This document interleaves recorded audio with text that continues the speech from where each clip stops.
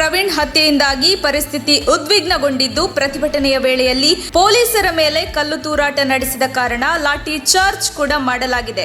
ಈ ನಡುವೆ ಸಿಎಂ ಬಸವರಾಜ ಬೊಮ್ಮಾಯಿ ತುರ್ತು ಸಭೆ ಕರೆದಿದ್ದಾರೆ. ಬೆಳ್ಳಾರೆ ಬೂದಿ ಮುಚ್ಚಿದ ಕೆಂಡವಾಗಿದ್ದು, ಸ್ಥಳದಲ್ಲಿ ಉದ್ವಿಗ್ನ ವಾತಾವರಣ ಸೃಷ್ಟಿಯಾಗಿದೆ. ಈ ನಡುವೆ ಬಿಜೆಪಿ ಮುಖಂಡರನ್ನು ಕಂಡರೆ ಕಾರ್ಯಕರ್ತರು ಉರಿದು ಬೀಳುತ್ತಿದ್ದು, ಪ್ರವೀಣ್ ಸಾವಿಗೆ ನ್ಯಾಯ ಸಿಗುವವರೆಗೂ ಸಂಘಟನೆ ಕೆಲಸ ಮಾಡುವುದಿಲ್ಲ ಎಂದು ಆಕ್ರೋಶ ವ್ಯಕ್ತಪಡಿಸುತ್ತಿದ್ದಾರೆ.